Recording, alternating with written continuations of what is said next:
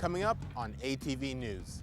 Election results aren't solid just yet. We'll show you the latest numbers coming up. It's a reminder that we can easily slip into the underworld. You may have just celebrated Halloween. We'll show you how Dia de los Muertos is different. 100% ethanol, glycerol, and H2O2. We'll show you what a USU chemist is making to help keep you clean and healthy. In sports, we'll tell you which local high school football teams are still in the running after Friday Night Lights. Beautiful today, but temps are dropping this weekend. 10, 20, 30 degrees. Keep going. All that and more, this is ATV News.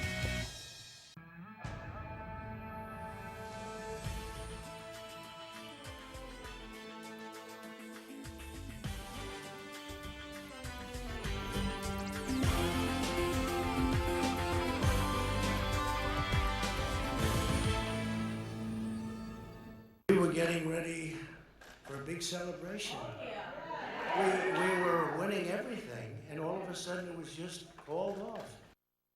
As volunteers continued to count votes last night, a win for President Trump became less certain. Welcome to ATV News. I'm Eric Price. And I'm Sam Walker. Were you watching the votes come in last night? I was. The race was looking pretty tight. Lisa Feinstein joins us to explain where everything stands right now. That's right, Eric. Kicking things right off with some nationwide results from the Associated Press. As of 1 p.m. today, Joe Biden has 248 electoral votes compared to the president's 214. The number to win is 270. States in bold red here have been called by AP for Trump, and the bold blue have been called for Biden.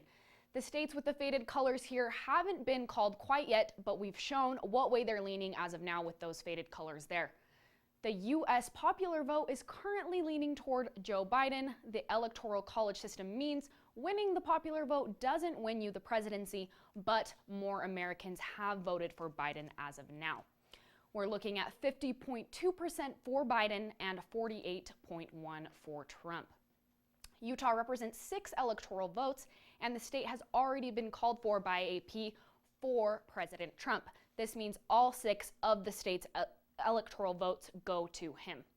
So 38.3% of Utah votes went to Biden, and 58.2% have gone to Trump so far.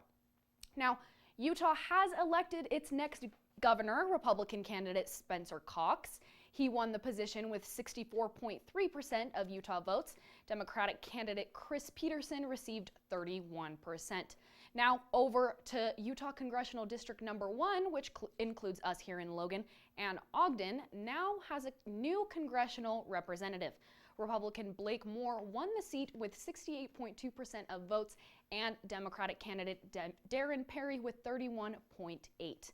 If you've seen local news lately, you have seen the heated race between Democratic incumbent Ben McAdams and Republican challenger Burgess Owens for Congressional District number 4, which includes parts of the Salt Lake Valley. Now, this race has yet to be called, but Ben McAdams is currently leading the way with 49.5% of those votes compared to Owens' 46%. Now, I spoke to Ben McAdams and his campaign party last night, and they say that they're feeling good, they're feeling confident. Now, you are all caught up on election results so far. Back to you, Sam. Thanks, Lisa. The winning margins for past presidential elections varied from close calls to blowouts. It takes 270 electoral votes to win an election. In the last election, Trump won with 304 electoral votes. The smallest margin was in 2000 when President Bush won with 271 electoral votes. The largest victory was Ronald Reagan in 1984 with 525 electoral votes. Coronavirus cases continue to rise in the state. There were 1,669 new cases since last week, with 31,000 active cases and almost 120,000 total cases. In Cache County, there were 59 new cases, leaving 3,581 active cases and 4,498 total cases. Here at USU, we had 30 new cases last week, with 207 active cases and 1,042 total cases. The state of Utah set an emergency alert to Utah cell phones the day before Halloween. It emphasized the importance of mask wearing and limiting gatherings to 10 people. The alert also encouraged Utahns to visit their website to stay up to date on county case rates and to remind them to be careful.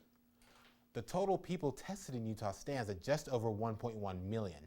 There have been 5,665 hospitalizations recorded in the state and 620 total COVID-related deaths. A fire broke out at Stevens Forest Products Monday morning in Hyde Park. With smoke rising from a shed and broken windows, Smithfield and Richmond Fire responded to the scene. The fire started just before 8 a.m. and was put out shortly after 9 a.m. The cause of the fire was due to a short from an extension cord. According to the owner, there were multiple dogs inside at the time the fire broke out. Smithfield Fire is still investigating for further details. A Cache County man will be facing trial. He is accused of sexually inappropriately touching a child. Police arrested 72-year-old Harris Griffin almost 5 months ago on accusations of 5 counts of first-degree sexual abuse of a young girl.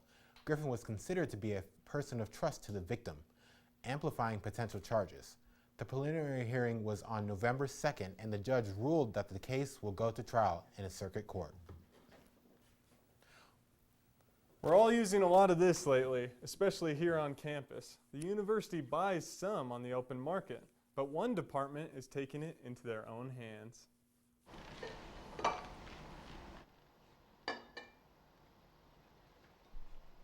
Richard Logston has been making hand sanitizer for the chemistry department since May. It's not really hard to make the hand sanitizer. You just need the lab, the equipment, and the materials. The hand sanitizer is made of 100% ethanol, glycerin, and hydrogen peroxide. The chemists here at USU have all they need to keep making this home brew of hand sanitizer. They say the most important thing now is for people to start using it. That's where the hand sanitizer comes in, because you've got a chance to keep your hands cleaner most of the time. If you're healthy, you're not really thinking about it. Some USU students feel they don't think about using hand sanitizer because The stuff you can't see, you don't really think about.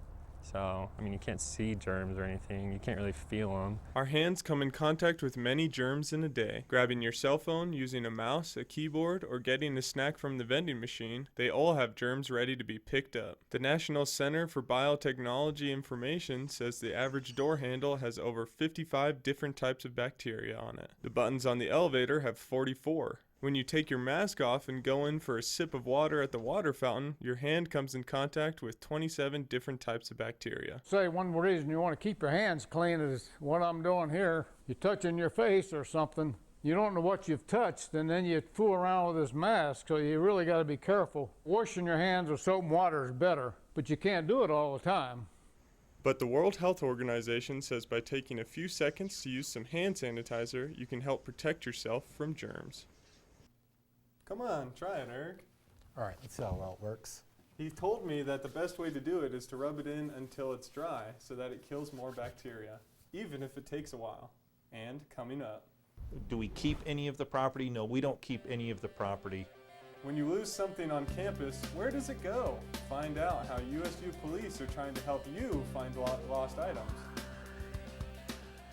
And coming up, Sarah Murphy will show you how much those temps will take a nosedive in her full forecast. The current temperature in Logan is 69 degrees.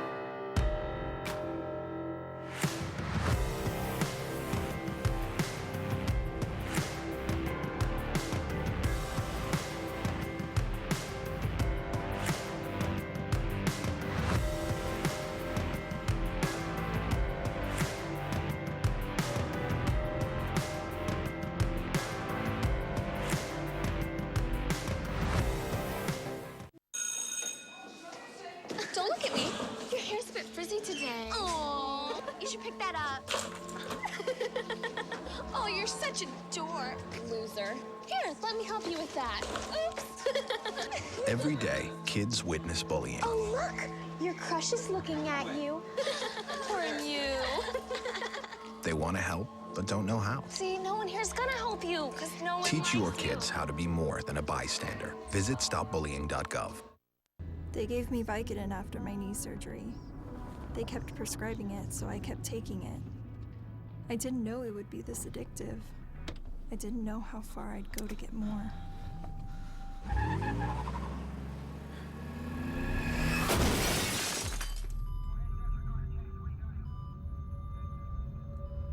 Opioid dependence can happen after just 5 days. Know the truth, spread the truth.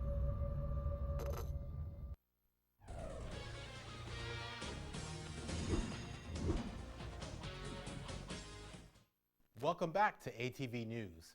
Witches and goblins may be what you think about around Halloween, but for the Latinx community, this time of the year is for reflection and honoring the dead. People came to look and take photos of the Dia de los Muertos altar. The altar shows those who passed away with the purpose to remember and honor them.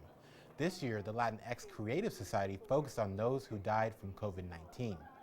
The altar has 30 photos of family members in the community, including one of the youngest to pass away, baby Alan. But death isn't the only reminder this altar serves. It is life. We celebrate also life, not only death, because it's a reminder that we can easily slip into the underworld. Organizers chose COVID-19 deaths this year because of the impact on the Hispanic community.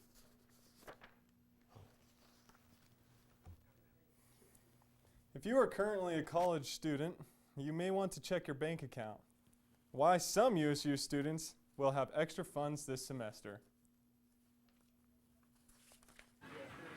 Receiving over $17 million from Congress for COVID relief, USU dispersed its third installment of the CARES Act grant to students this semester. 50% of funds will go to students and the rest to the university. According to the Vice President of Academic and Instructional Services, COVID has affected the university. COVID-19 has been, its impact has been felt very, very broadly. And so we've tried as much as possible to adhere to the legislative rules, but also give students the flexibility that they need to use these funds in order to meet their greatest needs. Qualifications for the CARES Act grant is based on information provided from a FAFSA application. If you haven't recently filled out a FAFSA or your financial situation has changed, you can still apply during an allocation cycle.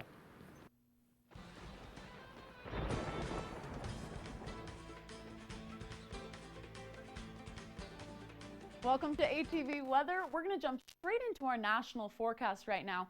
So weather across the U.S. this week is expected to be relatively quiet.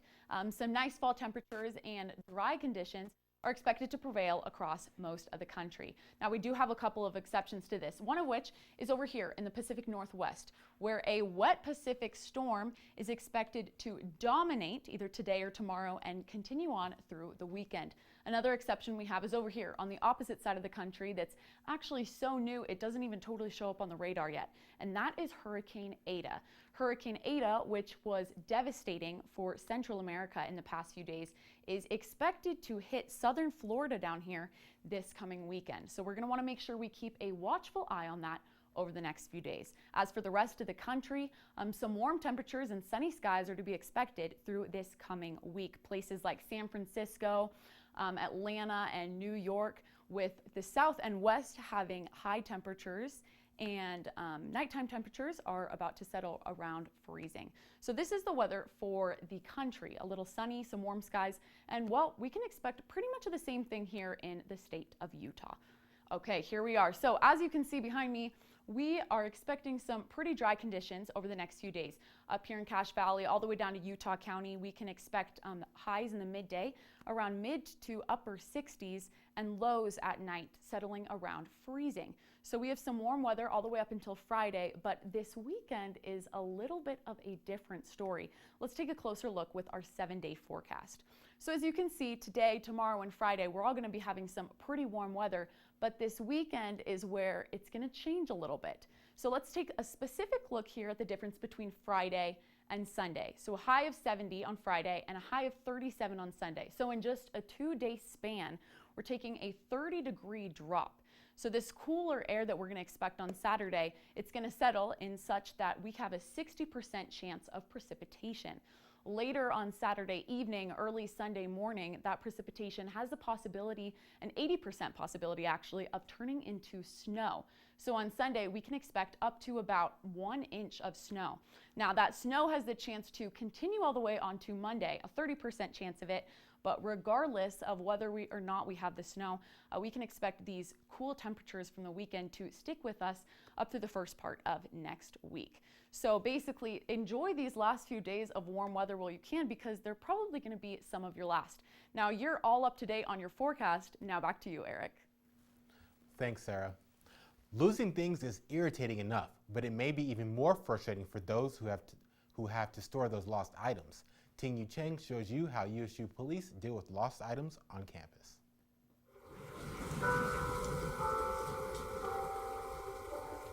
In school, many people have experience of losing things or have seen a lost item. From small things like water bottle, laptop, to bicycle. And what will students do when they lose something?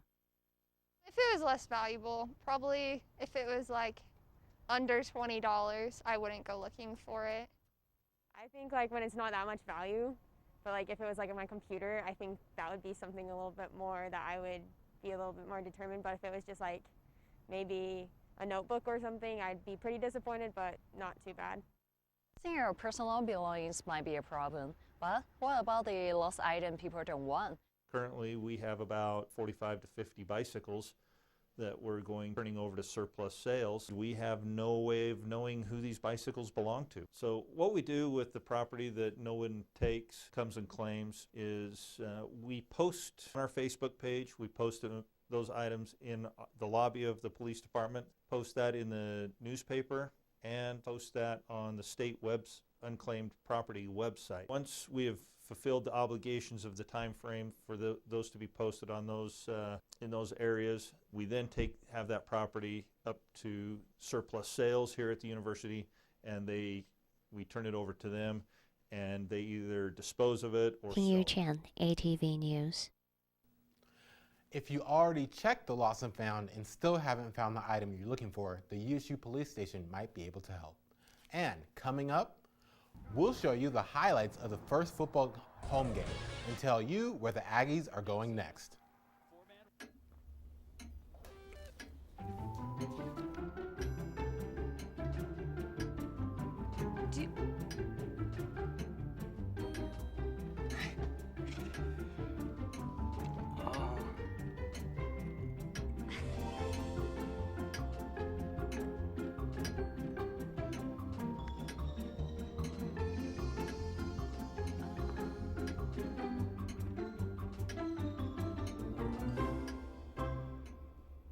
Listen, you're my friend. I noticed you haven't really been yourself recently.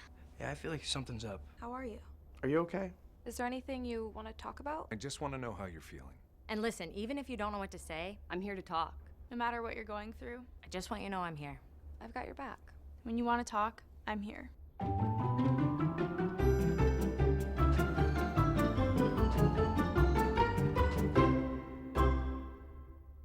The surplus store. Someone's trash is about to be my treasure.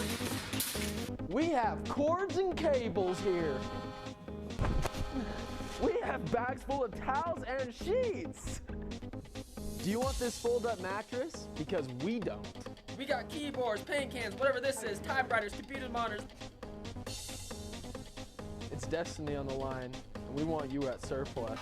Products are not guaranteed to work. All sales are final. This commercial is not endorsed by Utah State.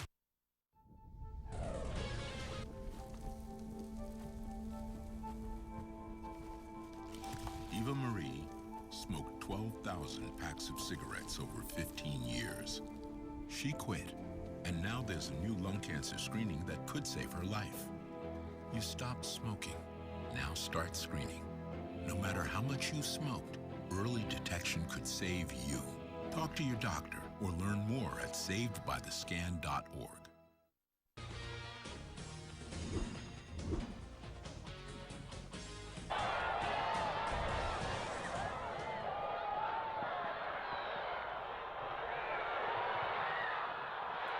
That would be the only touchdown for the Aggies against San Diego State.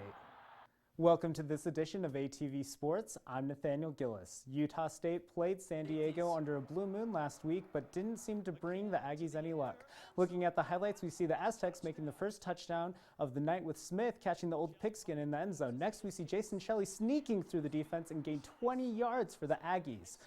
The highlight of the night for the Aggies would be Shelley throwing from the 40 to Devin Tompkins, who makes the first and only touchdown of the night for USU. In the second half of the game, Chance Bell runs through the Aggies defense, scoring one of the two touchdowns by San Diego State. A rough night for the Aggies with a final score of San Diego 38, Utah State 7. Utah State continues Mountain West play at Nevada. Utah State will have a road game with Nevada on Thursday at 5 p.m. It will be televised nationally on Fox Sports 1 for all to see. A little history between Utah State and Nevada. Utah State is 7-18 all-time against Nevada, including a 2-9 road record. Utah State has won 3 of the last 4 games played, including last year's 36-10 win in Logan.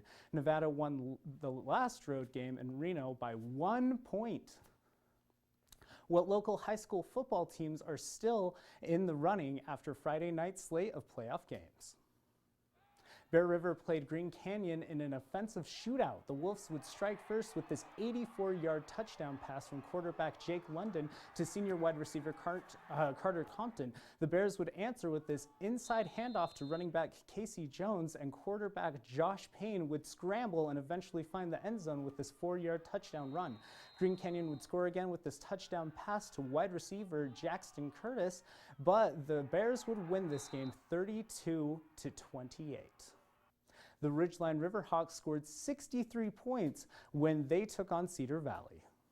Ridgeline got it done in the passing game with quarterback Caden Cox rolling outright and finding his running back Noah White for the touchdown. Cox would also deliver a strike to junior Strat Simmons for the score, and tight end Jaden Harris would score despite the double coverage. Ridgeline would dominate and win the game 64-13. Skyview looked to remain unbeaten after playing Desert Hills.